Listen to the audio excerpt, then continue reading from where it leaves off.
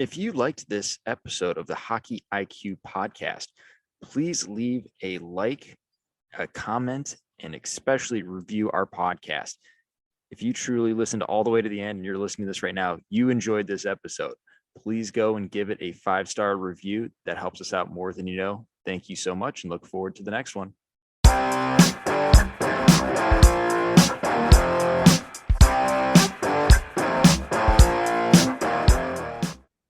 On the Hockey IQ podcast today, we bring on Mitchell Goodin.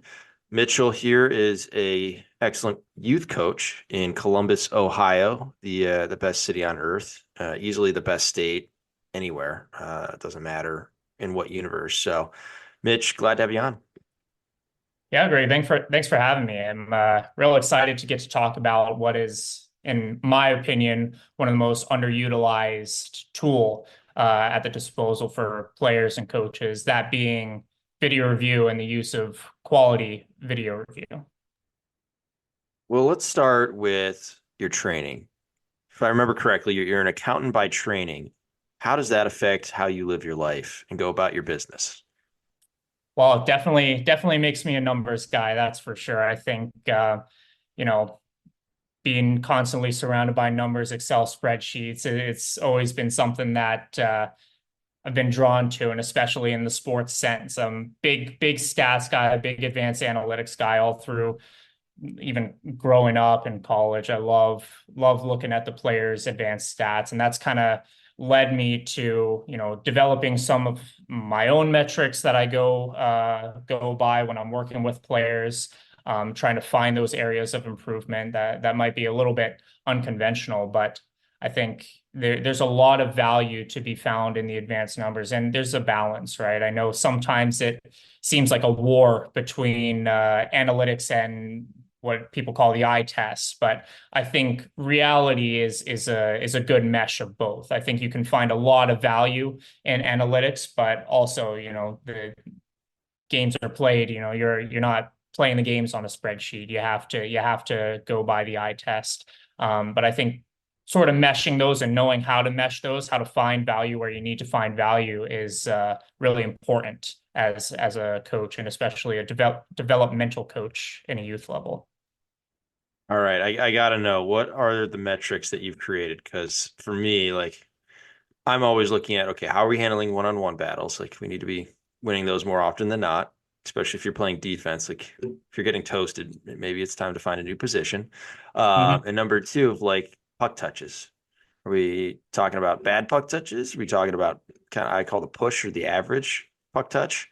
Or is it a good quality, improving the condition of the puck touch? So it's like those three. So like for me, those are the metrics I love tracking. Gets us a Yeah, good baseline of how are we doing. And yeah, it usually messes up beautifully with the eye test. Like we all know it, but really showing a player, like you mentioned, like it just, the stats don't lie. Like here's what it looks like. You say you're a skill guy, but maybe you're just a really high risk guy. Like who knows? exactly. But what are your metrics? I want to know. Every coach I feel like it's just a little bit different, and it's so insightful. Yeah, for sure. I think puck touches is very important. That's usually the first thing that I look at. How are we getting the puck? Where are we getting the puck? And then obviously, what are we doing with the puck afterwards? But I think there's a lot of value in figuring out, am I getting the most of my pucks off of a loose puck? The puck is just sitting in the corner and I'm going to get it. Or am I getting a lot of pucks off of the pass, which is ultimately what you want to be working towards. You want to be getting pucks off the pass. I know that's not you know groundbreaking to hear. I think if you're a player, you're involved in the play, your teammates are involving you in the play, you should be getting three, four, five puck touches off the pass in a single shift, whereas maybe you get one or two off of a loose puck or a 50-50 battle or a takeaway. Um, those sort of possession puck touches, I think, are very valuable. So puck touches are great. Finding areas of improvement and areas of excellence in that. Also, one thing that I sort of look at is shot quality, not necessarily in the traditional sense of what happens leading up to the shot.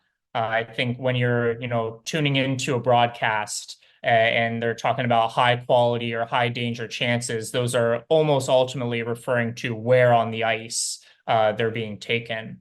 I think, yes, there's obviously a shot from the inner crease or the inner slot rather, off of a Royal Road pass is going to be more dangerous than a shot from the goal line in the corner. But I think where you can determine a shot's value is from what happens afterwards. Obviously, you want the shot to go in ultimately, but I think the next best thing is getting a shot and we're getting possession right afterwards, or getting a shot and we have the puck in a position to win a 50-50 battle. The last thing you want to do is shoot the puck and it goes right onto the other team's stick and now they're working on a breakout, or you shoot the puck, even shoot the puck and it gets covered or it gets deflected out. Sure, now we're resetting. It's a 50-50 if you want to call it 50-50 on the face-off.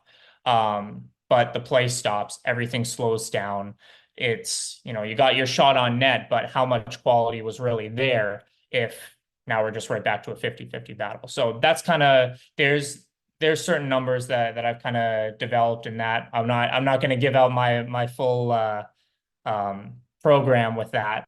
That's something that I'm continually working on and improving. It's not perfect in my eyes, but assigning you Man, who are you scared of? it's not so much who I'm scared of. It's more or less I don't think it's a perfect system yet, and I don't really want to put out, hey, these are the numbers that I attach to it, and have it not be as effective, because like I said, I'm always kind of fine tuning that. I think right now I have sort of a system that works well and helps my players, but it's an ongoing project. Okay, so we're coached by Mitchell right now. Am I getting this plastered on the locker room wall after every game or before the next game? No, I very rarely will put stats like that on display for the whole team. Most of the time that stays private between coach, player, and their parents. Just because I think each player's story is different, and each player's role on a team is different. It's not really fair and especially at the U12 age, these players are always going to compare themselves to each other.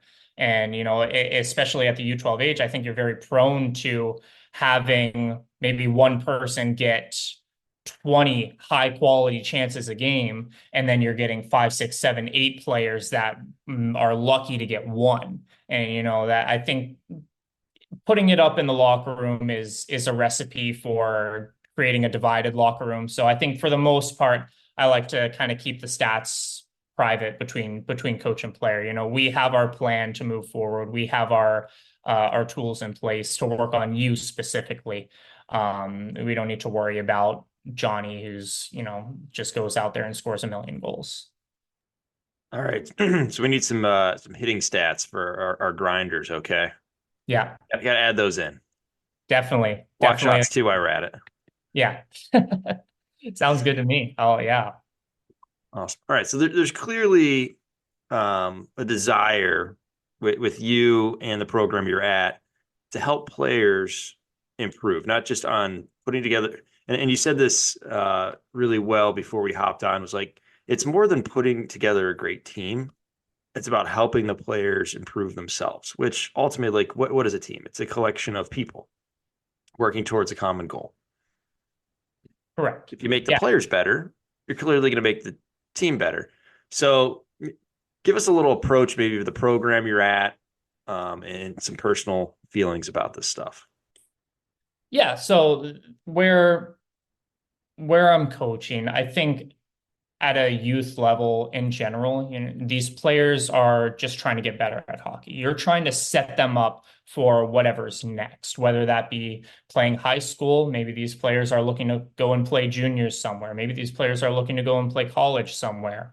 The reality is these players are going to be entering in different systems, different styles of play in any team that they go to. So if you're a youth coach, you're working with a group of players and you only focus on those sort of systems, this specific type of breakout, this specific type of zone entry, this specific type of power play, XYZ, you're creating a good hockey team, right? But robotic players. My approach is to create dynamic players, players who can fit into any system that you throw at them by working on their skills, by working on their hockey sense, by focusing in practice on making these individual players better rather than making a team that can execute the breakout that I want them to do every single time. And that sets these players up for success wherever they end up after the second year Bantam, whether they're going to a high school, junior, whatever I said, because they're not just programmed to be doing the same system over and over again. They're, like I said, dynamic. They can slot into anything you want them to. And, I think history has proven that these players adapt a lot better. So I like how you kind of separated, and I know I have a good feeling I know what you mean when you say skills. It's more around like the techniques and the technical base. Because I've seen some of your guys' practices, and you go out there as like for me as a high school coach, there's always like some big hole in a player. And then whenever I get an EDP player, I'm like, oh, I mean, technical base is strong. I don't need to work on this, that, or the other. Like, let's just focus on getting better at this, that, and the other. And a lot of the times it's more so around gym and a little more experience and growing as a person and a player rather than we got some massive holes. So we're A-framers all around. Like that's bad. So really like it. And when I talk about technique, I call it skill is technique plus perception. You can call that hockey sense or whatever it is equals skill. Like you could be the most technically savvy player. I had a college teammate, greatest toe dragger of all time, two blown ACLs, both when he was doing a toe drag. Like it was just not the time nor the place, but he was so good at it, clearly had done it a million times over. Like that was in his mind of like, if there's a problem, toe drag will solve it. So creating dynamic players, how do you guys go about it? How do you go about creating dynamic players? Well, I think it's spending a lot of time on fundamentals and situations, right? You work a lot on areas of the ice that you find yourself in, working in the corners, working in the neutral zone. It might not be specific to a breakout or a back check or whatever, but hey, you're going to be going through the neutral zone with speed a lot. Let's work on that.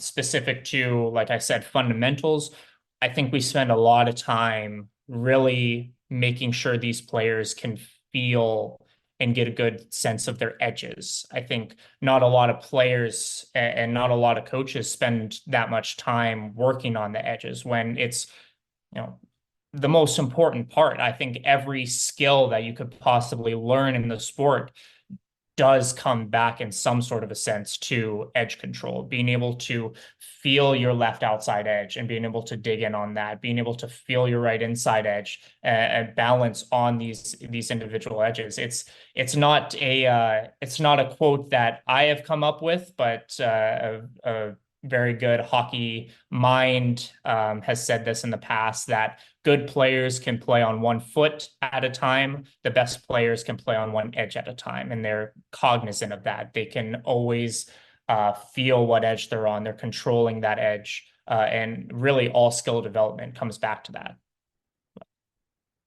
Yeah, skating development is skill development. So love it.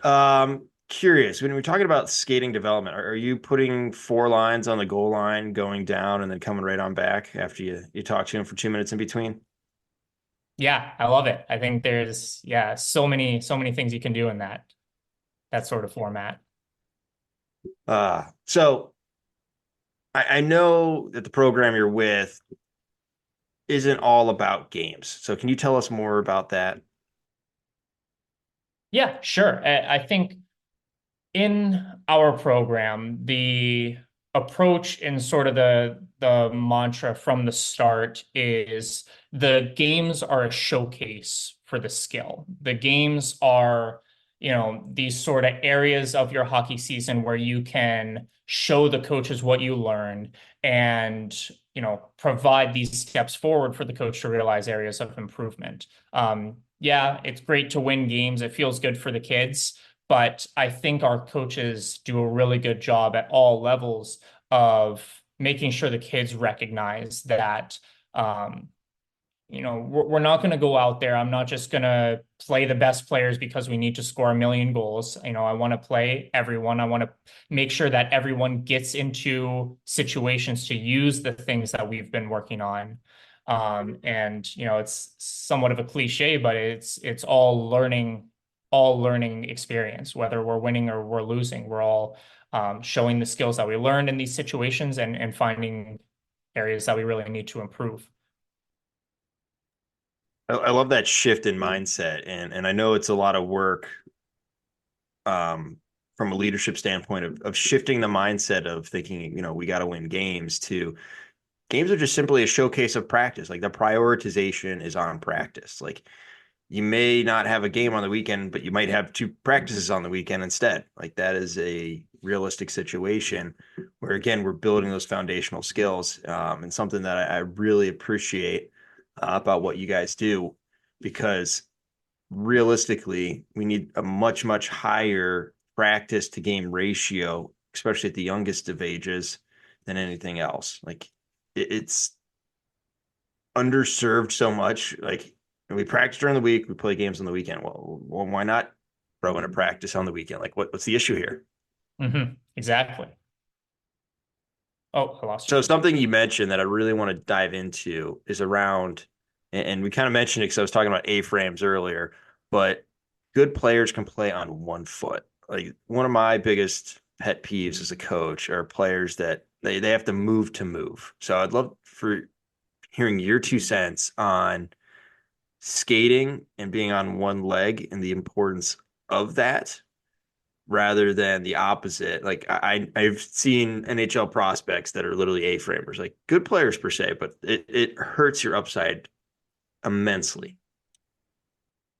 Yeah, and you put it perfectly there. It's you have to move if you're in an A-frame. So if you visualize that sort of A on your body, right? Your center, your core is in that middle, and your legs are just going right out. When all of your weight is in the middle, it's very hard to get going in any one direction. So in order to go left, I'm going to have to load up right and then go left. So that's sort of where you're moving to move. If you can get these players to constantly be shifting on one leg or another, one edge to another, they're a lot more positioned to be able to make a play and be able to get to where they want to go more efficiently, which is what it always comes back to, is being able to be an efficient skater. Controlling your edges, situationally being loaded up to move where you want to go, is invaluable for a player to learn. A lot of it for me is like just being okay in that glide phase. Like I find that a lot of people tend to overlook the glide phase. Like everyone's talking about edges, edges, edges, which is quite important. Like you need to be able to lean and push through the ice to get back to a posture where you've got balance. But having the ability to find the glide where it's then in your ankles of like pushing weight here, pushing weight there, and boom, you're good to go inside or outside. And like you mentioned, giving that freedom to go where you need to go, be very efficient in it, and I call it like clean feet. Like you're trying to develop clean, quick feet. And the best way to do that is to be able to glide on one leg consistently, where you're finding an edge where it's maybe just a little bit over on it. So then boom, you can quickly carve the other direction. Because a lot of skating is in the ankles. Like for me, when I played, I used to go down 2 eyelets. So like I'm not doing the top 2 on my skates because I needed more ankle flexibility and ability to move that. And then it always cracks me up. Like almost all the A-frame skaters I know are all the way to the top. And they're almost like, Yeah. like you literally can't bend your knee, let alone like get in a posture that helps you skate well. So a huge pet peeve there. I'm curious, what maybe some coaching pet peeves or player pet peeves that you see when you're like, oh my God, I can't believe that player is like this. Like this is really rough and terrible and awful. Yeah, I mean, it's skating is definitely a big one. I think my biggest pet peeve, and I always try to correct players with their skating, is within their crossovers. You know, I call it Mr. Krabs legs from SpongeBob when he has like the two little legs that are going a million miles an hour. I see a lot of players do their crossovers almost like that, where they're just trying to get as many chops in as they possibly can, to the point where they're not even crossing their feet over. They think they are, but their feet are really just doing like this little stutter step. You can do crossovers much slower. And if you're getting an efficient push, two pushes using both feet, you can pick up a lot of speed with doing very minimal effort. And not a lot of these players understand that. They think that they always have to be going a million miles an hour. That's how I get all my speed. Whereas you have to value efficiency over that quantity of steps, and you'll be much better off. And it's like a curveball in these players' mind, because they have no idea that, like, oh, if I go slower, I'm going to go faster. That doesn't make sense. But it's the truth if they can get a more efficient crossover. That's funny. Yeah, the little Mr. Crab chops. Yeah. I was coaching a few years ago, and we had one of those players on our team. And someone was like, they're like, "What's? I don't know why." Like, and I just told him, I'm like, it's because he has no outside edge. Like, just watch him on his crossovers. They're on the contact of the blade is for like 2 seconds, and it's that exact. I didn't have the great analogy of the Mr. Krabs like do, but yeah.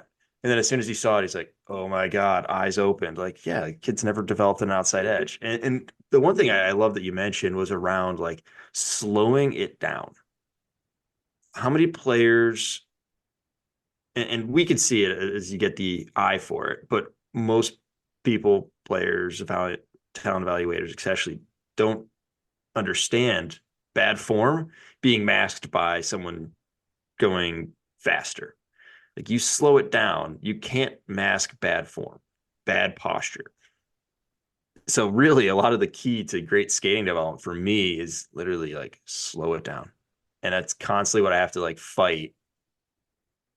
We do future wolf skates in my high school program, and whenever I'm doing any kind of skating development, I'm like, slow down. This is about form and weight distribution. Speed is actually not your friend at this point. Speed is masking, it's making it harder. Like, because you're going so fast, you may not have the leg strength yet to make this push properly.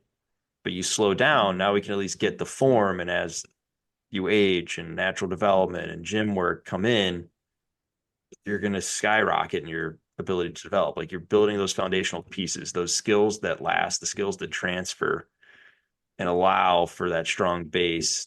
And like you said, create dynamic players.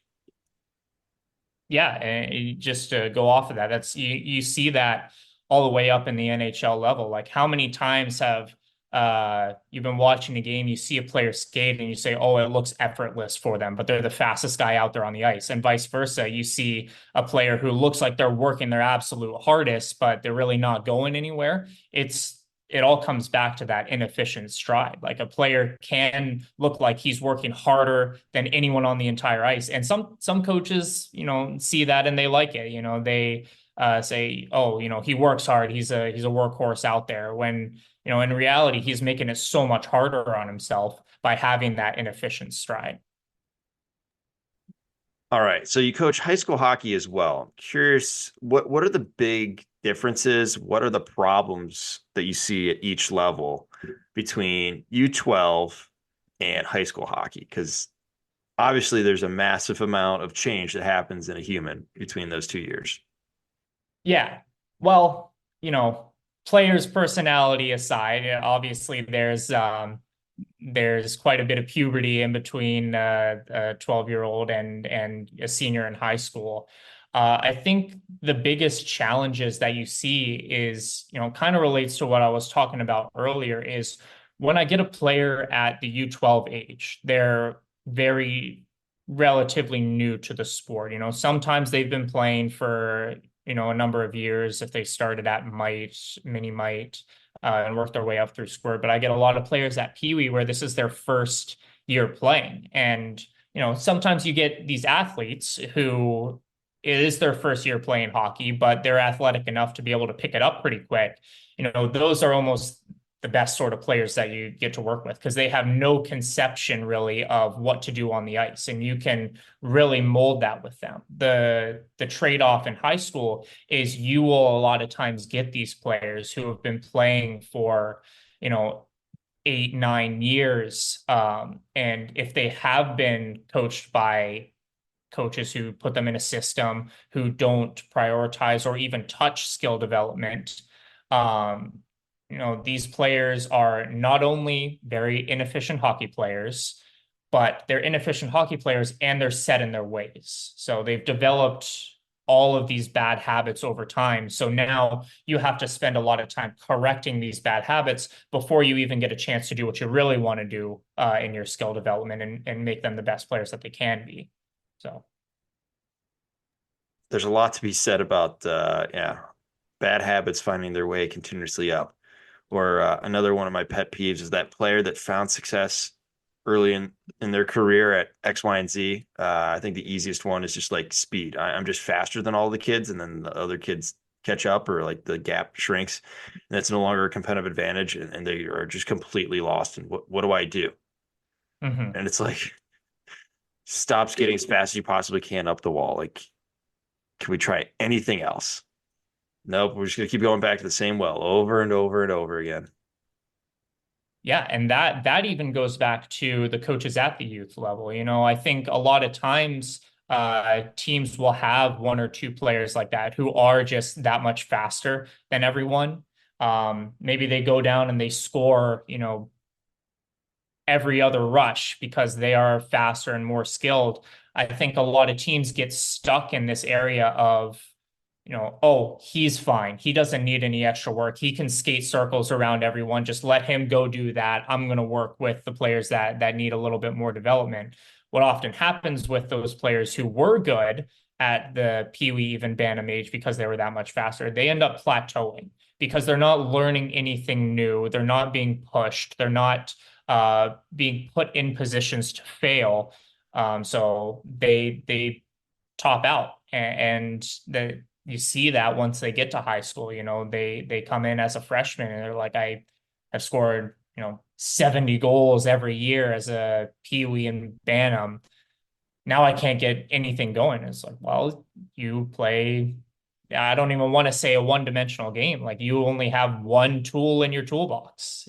And the players, it's not even the players' fault because they were never told anything different. They say that, well, for those 4, 5, 6 years, coach never told me anything. He just told me, told my teammates to give me the puck and let me go skate up the ice. And it's a real problem. Such a classic problem that you see out there, is which, like, the best players almost get to skate by a lot easier than the rest of the team. But really, when you think about it, who drives the bus? Like, if you're like a high school coach, right? Like, this is probably top level for a lot of the kids. Like, or you're trying to move on players. We should probably put more attention on getting our top kids as well coached as our mid-tier bottom kids. It's not all about, and this is true for player development, right? Like, there may be something holding you back, but is it bad enough where you have to play whack-a-mole? Or maybe we should work on the one or two things that make you a truly special player, help you with your identity. Like, we need to continuously to work on our strengths just as much as we work on our weaknesses. Like, you can't ignore one or the other. It's important for all of it, and it all pieces together. And I loved your sentence about, like, we need to put players in positions to fail. Like, it's okay to put players in positions where it's like, I don't know if they can handle this. Give them the faith, give them the opportunity. And it goes back to what you were talking about earlier, is basically rolling the lines at game time. Like, every player gets everything. Every player gets power play, every player gets penalty kill, every player gets up a goal late, down a goal late. and having the ability to get experience in all of these situations and how important that is to their overall development, which eventually becomes team development, which becomes wins and losses on this, score sheet. So super important. One last piece here I think we need to really get to, unless you've got something else that we should touch on, because we've covered quite a bit of good stuff. All right, I'll take that thumbs up as we're good to roll here. So we want to talk about video review. So like video review, it's the classic. Okay, I go watch my shifts. Sometimes I do with a coach, and he'll tell me where I can get better. What areas need improved. Yeah, I think, and like I kind of mentioned at the top of the podcast, I believe that the use of video is heavily underutilized in hockey. I think, players can get so much more out of watching themselves play, even more than, doing a private lesson or so. I think, again, I'm going to steal something from another coach, but a player only knows what he can feel. So when you're introducing these new skills or new things for a player to work on, it's going to feel wrong to these players. It's going to feel very awkward. And one thing that's almost immediate validation for these players is to show them what they look like and tell them, hey, I know this feels weird, but you're doing it right. This is what it looks like. So now the player knows, like, okay, yeah, it feels weird, but I've seen it. I know what I'm supposed to look like. I can translate that now, and now I can run with it. So the use of video review for games is, very important, and I think a lot of people go about it a different way. That's something that, we've talked about, me working with U12 age group and me working with high school as well. Something that I do additionally is I work as a video coach. It's something that we've done in-house at EDP for a number of years, but this year is the second season that we've had open enrollment for anyone to join. I've been working with players all over in Pittsburgh, Massachusetts, Canada. And, my approach to it is, hey, give me a 3, 4, 5 game sample size. Let me watch it. Let me look for trends in your game, whether it's, I keep going back to areas of improvement or areas of excellence. And then we're going to sit down in a meeting. And rather than just going through your shifts, pointing out, hey, you did that well. Hey, you didn't do that so well.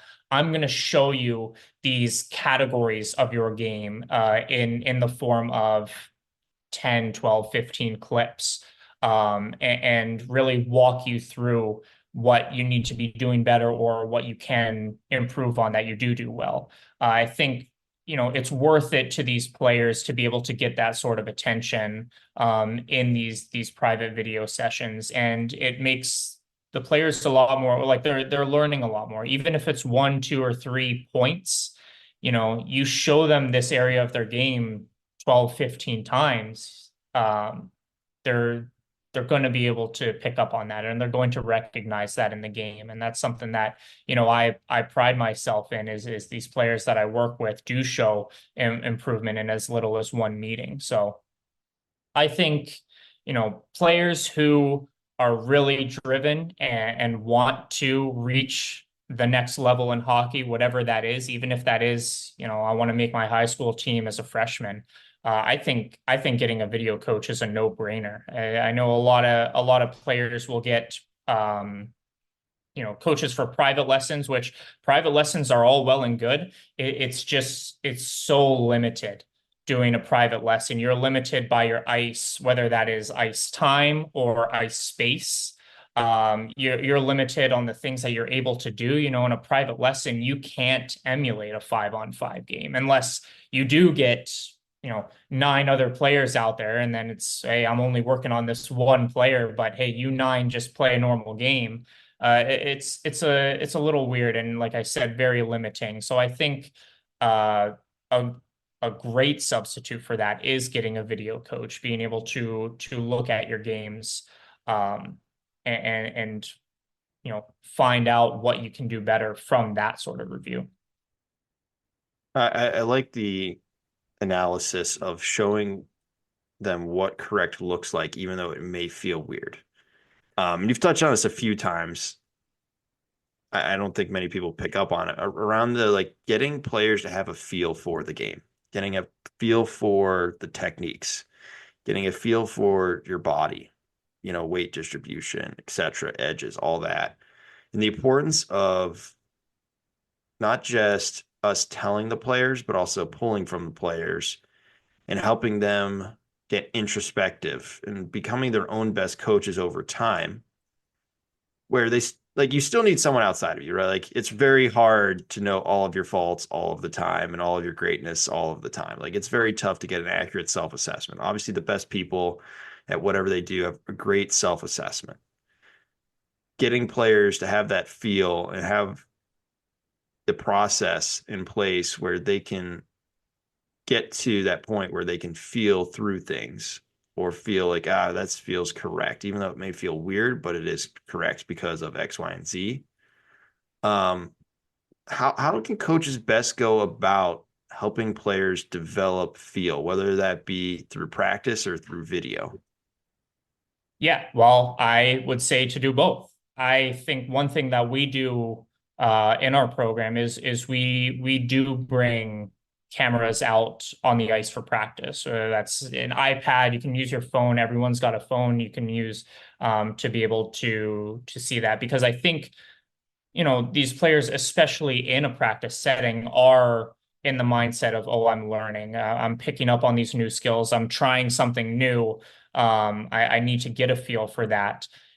You can use video, record the drills, record the reps, and get that immediate feedback rather than, a player working on it in practice. And, maybe the coach sees it, maybe the coach is working with another kid. If, this player does a couple reps without the coach seeing incorrectly, now he's starting to get the feel in the wrong sense. So I think even having video out on the ice for those practices can be a real handy tool, because, you're recording the rep, you have however many players going at a time. If a player has a question or you see something that needs to be corrected, it's very hard for a player to do a rep and then 5, 6, 7 minutes later, you bring everyone in and be like, oh, I saw Bobby do this rep incorrectly 1 or 2 times. The kid doesn't remember that, or at very least, he doesn't remember what that feels like.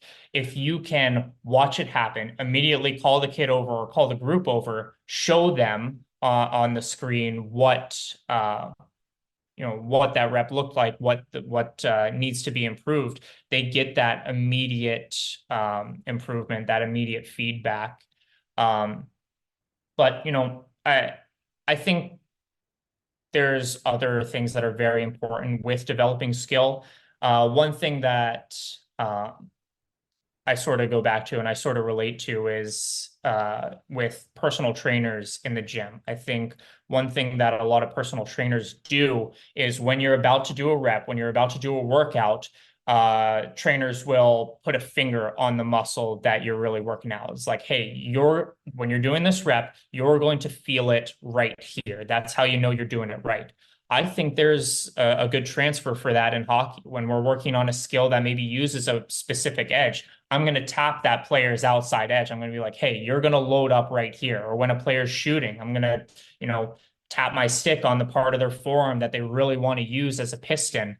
You just getting that sort of feedback and that cue of, hey, this is where I'm supposed to feel this. This is where I'm supposed to, work the most. I think it really helps the players. Yeah, I like to compare this to like when players first start scanning and realize, oh, maybe I should take some information. Like they start really wide, they don't know what to look for, and like this is a great way for them to be able to understand what are they looking for in, if we're going all the way back here, like we're doing a slow rep working on outside edge. Okay, we need to be on one leg, so it should be feeling it right here in your thigh, and you should be feeling it on this edge. Like boom, boom. Now we know what to look for and help guiding them to there maybe a little bit faster.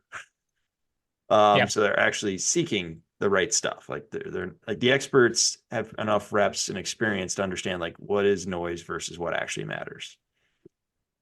Yeah. It's Troy Polamalu is a Steelers fan. I love it. Like he's the guy you're like, why did you do that, Troy? It's like, I don't know. Something just seemed a little strange about this. So I went for it. And then boom, he's like jumping over the offensive line to tackle the quarterback. And you're like, you're superhuman. Like this is ridiculous. But like he had such a great feel for the game and understanding these little nuances and helping our players develop these, maybe not to that extent, but even just a little bit is absolutely massive. So I really like that.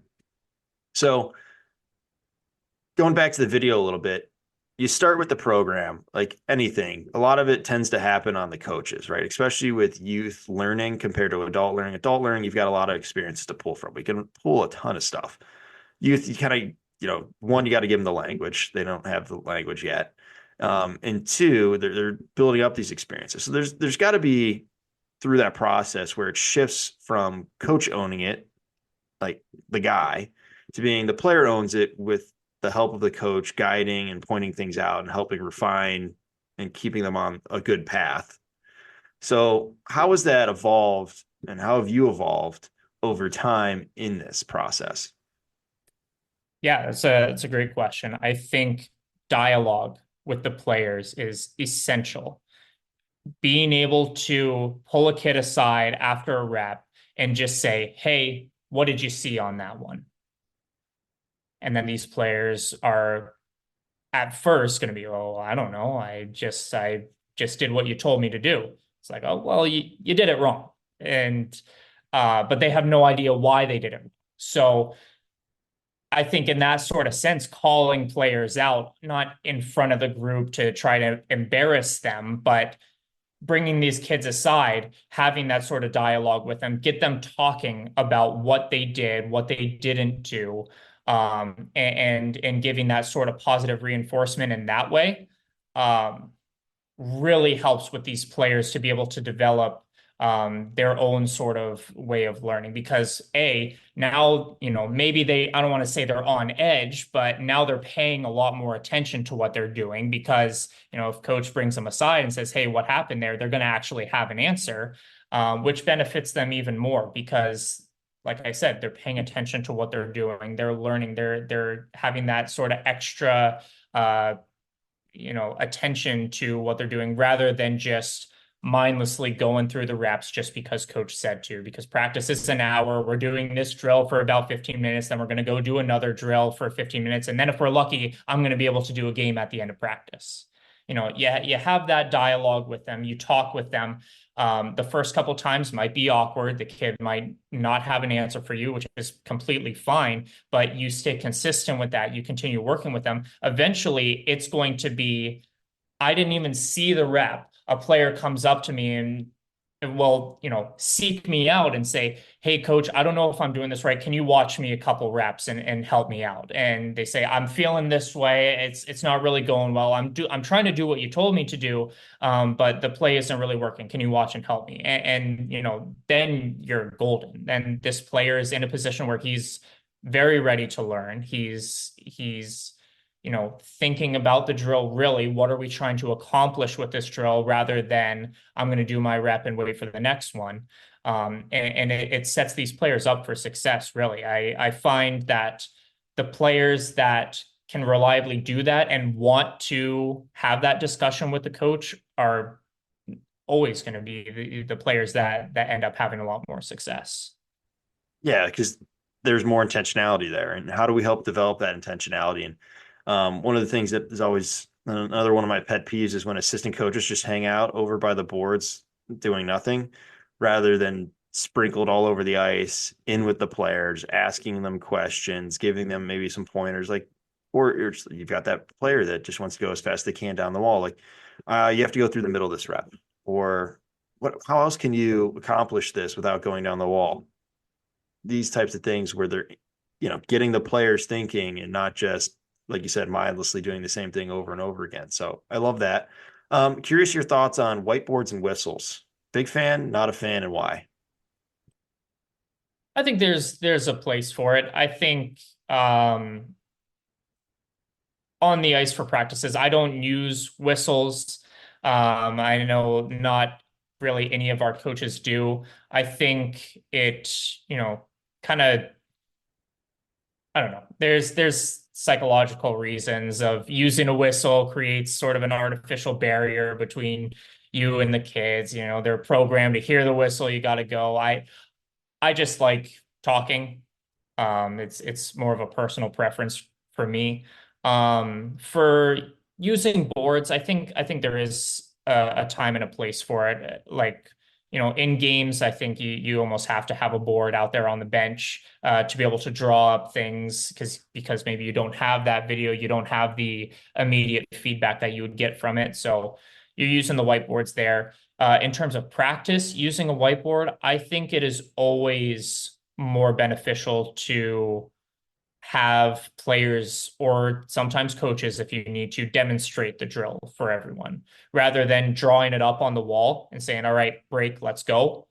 A lot of times, especially at the younger level, these players need to see it. They need to see what it looks like. So picking a couple players that you trust, maybe even throw in a player that needs to be out of his shell a little bit more, make him do the demonstration. And so now that group already knows what to do because you walked them through it, and everyone else has a better feel for what that drill is going to look like. So I think demonstration is key in practice when you're explaining a drill. All right. Now we're going to the skills of coaching, demonstration, explanation, observation, etc. So we should cap it before we have another hour, because that could lead into another great conversation of how do we actually evaluate ourselves as coaches, and our actual talents, and I'll call it the skills. Again, it's the technical ability of being able to deliver great demonstration or explanation, or how to observe well. Versus the perception that we've developed of like, okay, what should we be looking for here? But Mitchell, been a great conversation. Thanks for coming on. Really appreciate it. Where can everyone find you? Yeah, Greg, thanks again for having me on. I thought this was a great conversation. Everyone can find me, I guess, on Instagram, Mitchell Goodin _9.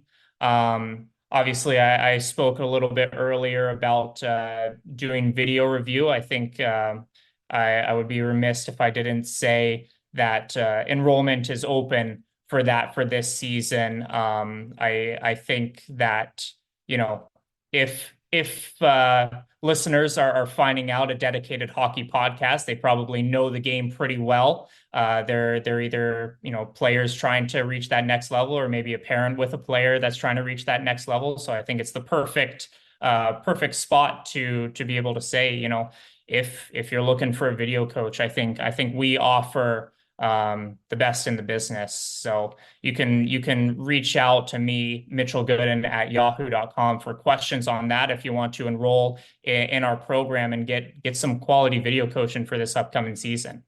Look forward to meeting with a couple people. Wonderful. Thanks again. Have a great evening. Yeah, thanks for having me on.